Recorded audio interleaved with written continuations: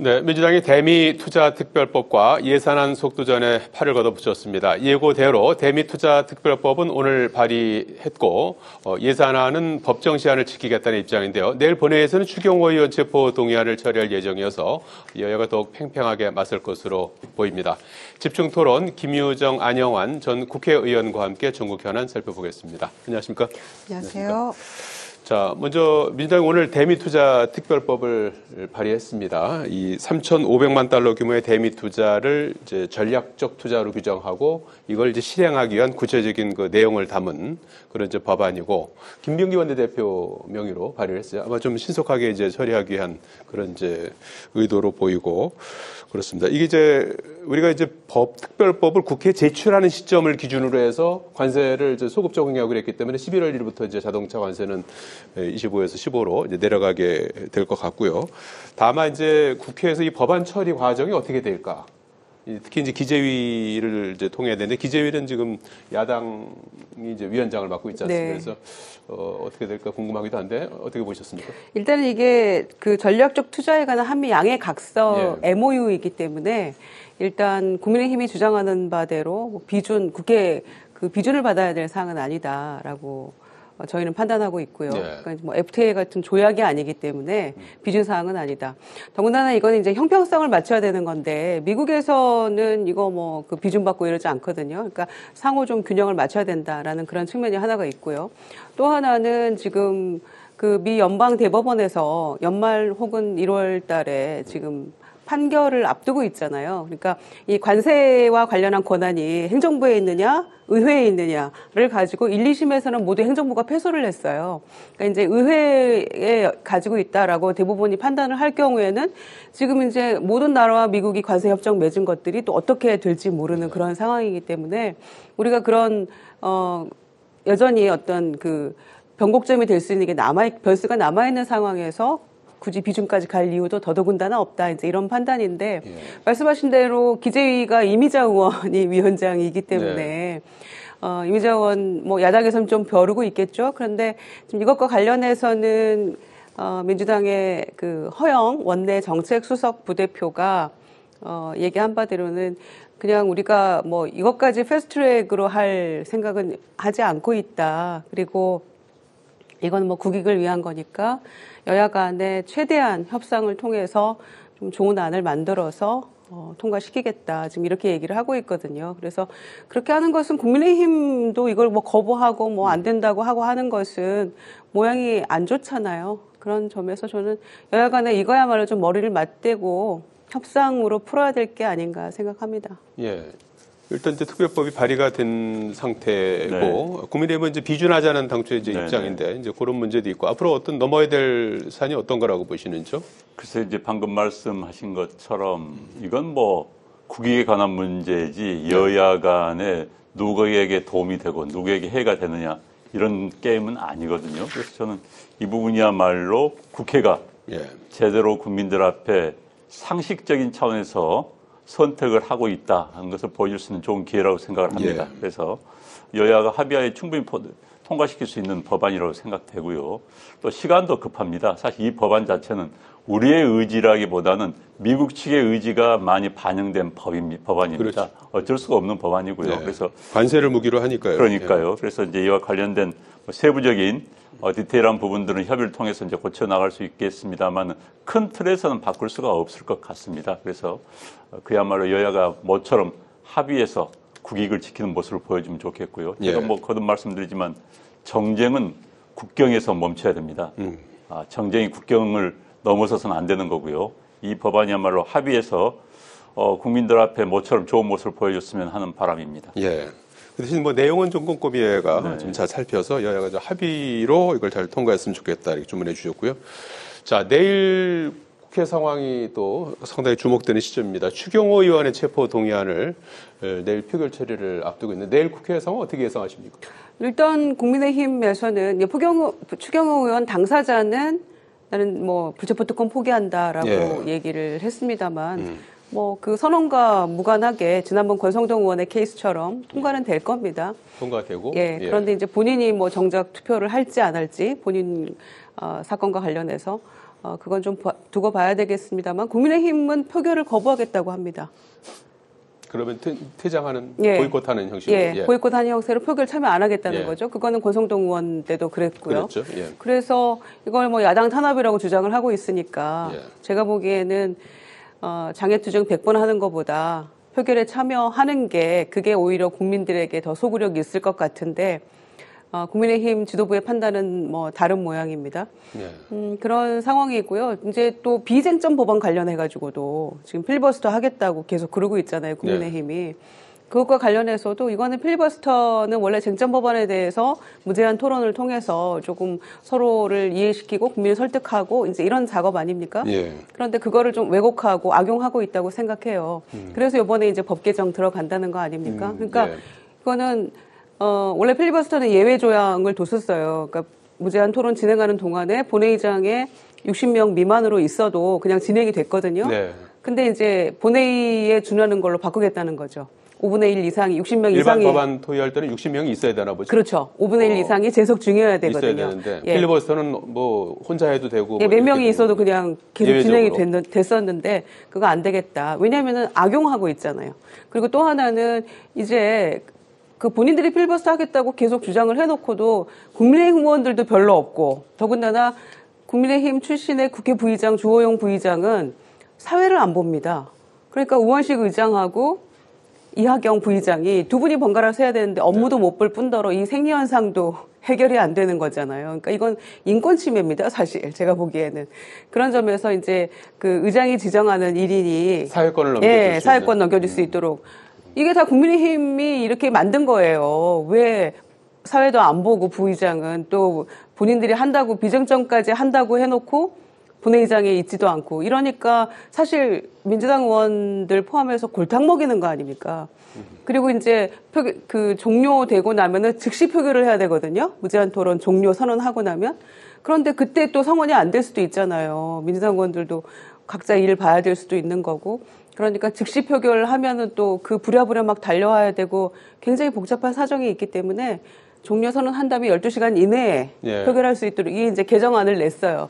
뭐 개정이 될지는 이제 좀 시간이 좀 걸리겠습니다만. 그러니까 이제 이런 식으로 국민의힘이 악용을 하는 이런 모습을 보면서 도대체 본인들이 무엇을 위하여 이 필리버스터를 진행을 하는가, 더군다나 여야 합의한 법안에 대해서까지. 그러니까 이제 비판의 목소리가 높을 수밖에 없죠. 그러면 필리버스터가 좀 무력화되는 거 아닌가요? 어떻게 될까요?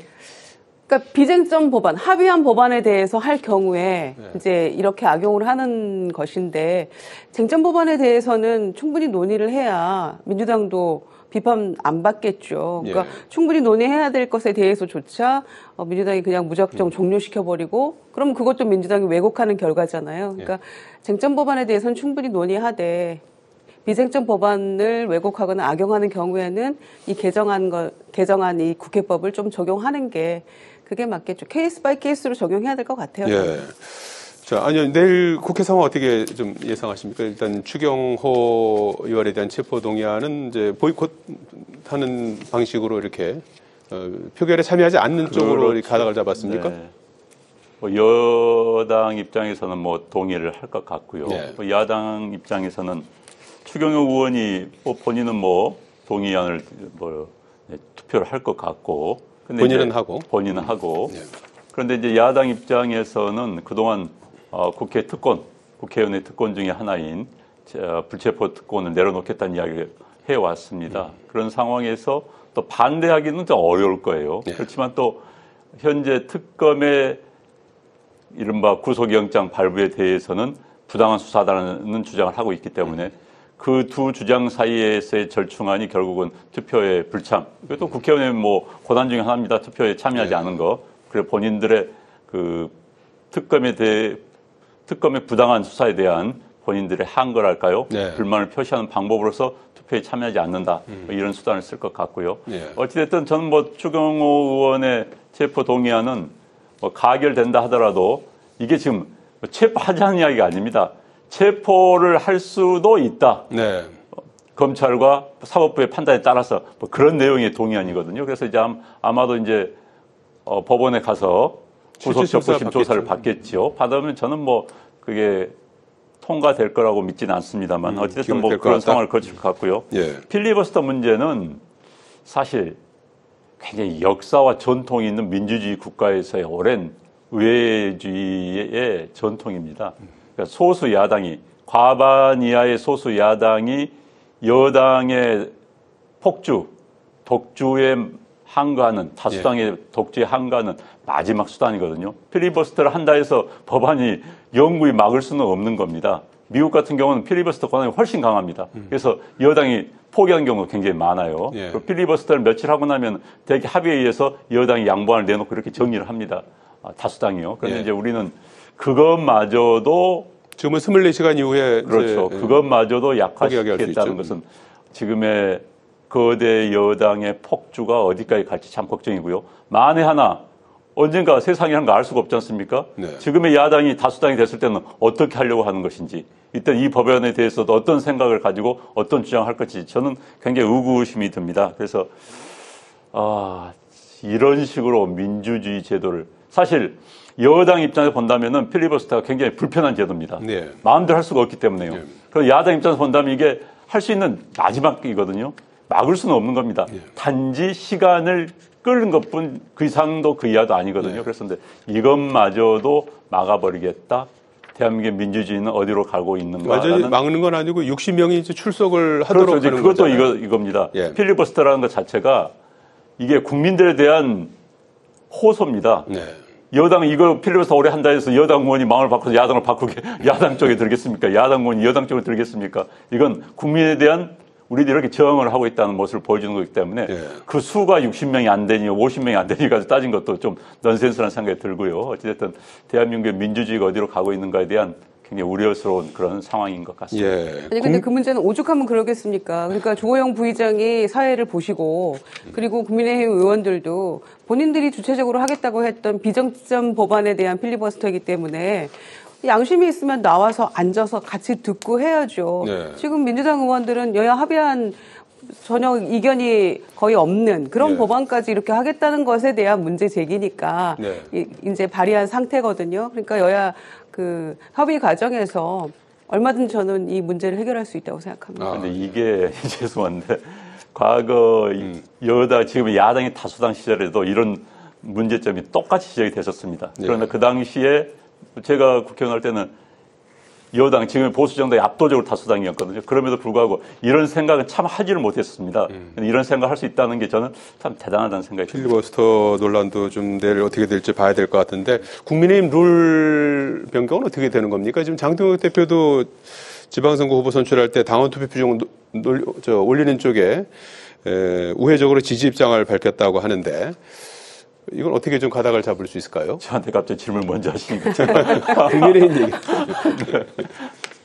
글쎄요, 저는 이게 참 민주주의 원칙이라는 그렇습니다. 예. 민주주의는 특정한 생각과 사고 또 철학, 정치적 철학 같은 사람들을 만들어서 정권을 쟁취하는 과정입니다. 그게 정당이라는 건 그 정당과 의견을 똑같이 하는 사람들, 당원들의 결정에 따라야 되는 것이죠. 그러나 그렇게 될 경우에 극단적으로 흐를 수가 있다. 한쪽의 목소리를 큰 당원들의 목소리가 과잉 대표될 수가 있다는 그런 걱정이 있습니다. 그래서 지금 이제 민주당 같은 경우는 아예 당원 100%를 하겠다는 거 아니겠습니까? 그에 대한 논란도 있는데 지금 이제 7대 3 하니까 저는 국민의힘당에서 정할 일이라고 생각합니다만 5대 5에서 7대 3으로 바꾼 배경에 대한 명확한 설명이 있어야 될 것 같아요. 지금 반론도 있기 때문에요. 그 다음에 당원들의 주장이 대한민국 전체의 주장을 반영하고 있다라고 한다면은 당원 100% 아무 상관이 없을 겁니다. 그러나 현재 여야 대한민국 정당 구조의 특징 중에 하나는 우려스러운 점은 양극단에 있는 소수의 당원들이 전체를 흔들어 버리는 게 가장 큰 문제거든요. 그렇기 때문에 저 부분에 대해서도 민주당이 100% 당원 이야기 나올 때 비판을 한 것처럼 저 부분에 대해서도 국민의힘당 내에서 좀 고민이 있어야 되지 않을까 싶습니다. 근데 민주당은 당원 100%로 후보를 뽑겠다는 게 아니고요. 후보가 4인 이상이 나왔을 때 컷오프 하는 과정에 당원 100%로 일단 컷오프 시킨다 해서 후보를 간출인다 이런 이야기고요. 정작 후보를 할 때는 다른 룰이 적용이 됩니다. 그런데 국민의힘 같은 경우에는 저는 일단은 어찌됐거나 외연을 확장하고 중도층에 소구력 있는 당이 되겠다라고 하면서 예산국회에서 장애투쟁을 계속하는 것은 전혀 앞뒤가 맞지 않고요. 그리고 장동익 대표가 우리가 황교안이다 했을 때 이미 저는 이 중도층의 민심은 다 떠나갔다라고 판단합니다. 더군다나 민심 100%로 해도 사실은 국민의힘은 그래도 국민들 보시기에 성에 안 찰 것 같은데 더군다나 5대5였던 것을 당심 70대, 민심 30, 7대 3으로 바꾼다는 것은 더 나빠지는 거거든요. 예. 그런 측면에서 처음엔 또 이거 아니라고 했다가 다들 또 이제 시인을 하기 시작합니다. 더군다나 그런 룰을 적용하면서 지방선거를 이끌어야 되는 나경원 지방선거 기획단장 같은 경우에는 윤호겐 세력이나 부정선거 음모론 세력도 배제하면 안 된다. 다 함께 가야 된다. 이렇게 얘기를 하고 있잖아요. 그러니까 그 지도부의 지금 현재의 모습 그리고 지방선거를 이끌어가야 될 나경원 단장의 여러 가지 발언들 이런 7대 3의 룰 이런 모습들이 결국 반성하고 있는가?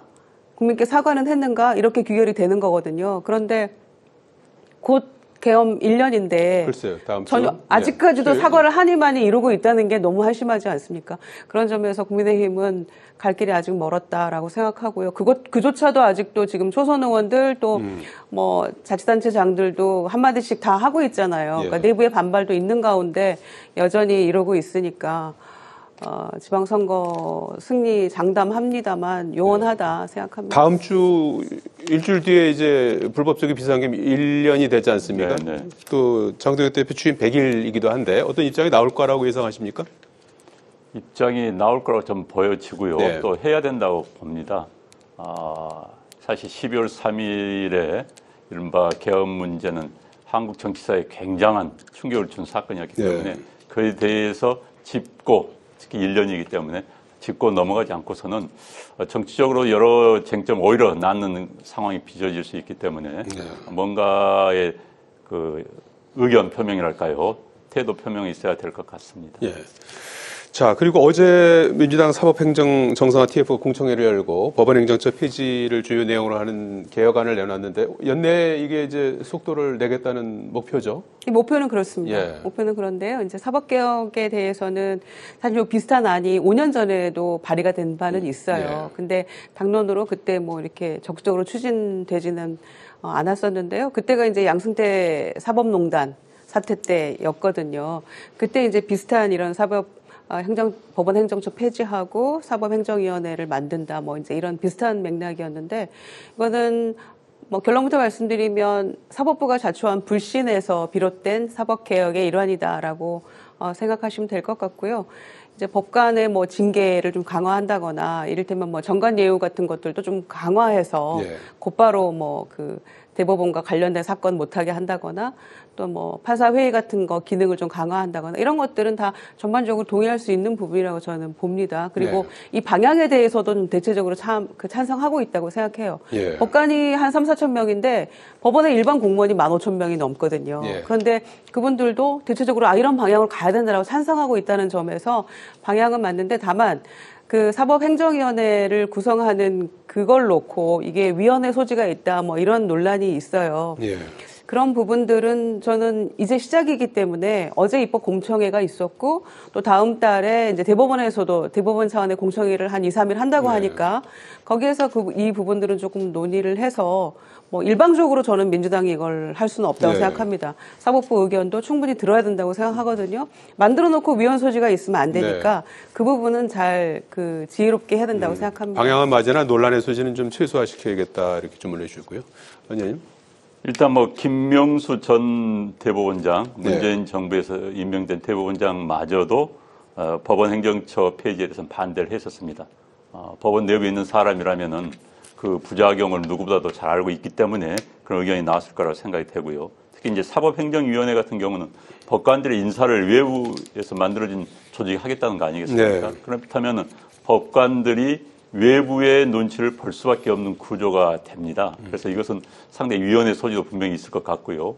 그런데 지금 이제 김유정 전 의원께서 말씀하셨지만 사법부 의견을 좀 들어봤으면 좋겠어요. 그런데 들어보지를 않습니다. 일방적으로 좀 밀어붙이고 있기 때문에 이 논란이 되고 있거든요. 그래서 저는 사법부 의견을 듣고 그다음에 모두가 이건 대한민국 헌정 체제를 바꾸는 겁니다. 누구 일방의 큰 당이 다수당이라고 해서 폭주할 수 있는 상황은 아닙니다. 사실 이른바 다수의 행포를 막기 위해서 미국 건국의 아버지들은 사법부의 권한을 확대해 놨습니다. 다수의 이른바 포퓰리즘에 의해서 당선된 다수당이 행정부를 장악하고 의회를 장악해가지고 밀어붙이는 걸 막기 위해서 비선출자들이 제어를 할 수 있도록 비선출된 공직자들이 제어를 할 수 있도록 사법부의 파워를 키워놓은 거거든요. 네. 그게 상권 분류의 기본적인 틀입니다. 그 틀을 지금 깨겠다는 거 아니겠습니까? 그래서 지금 굉장히 우려스러운 일이고요. 예. 아무튼 좀 더 바꾸고 싶다고 정한다면은 사법부의 의견과 여러 의견을 청취하고 들어서 제발 결정했으면 하는 바람입니다. 예. 그동안 뭐 국회에 와서도 뭐 질의 답변하는 과정에서 이제 입장은 조금씩 이제 드러났었는데 좀 더 좀 사법부의 의견을 더 들어봐야겠다. 그동안 제대로 된 의견 정치는 아니고 일방적으로 글쎄요. 국회 불러놓고 예. 강요하는 수준이었죠. 알겠습니다. 자, 여기까지 듣겠습니다. 고맙습니다. 고맙습니다.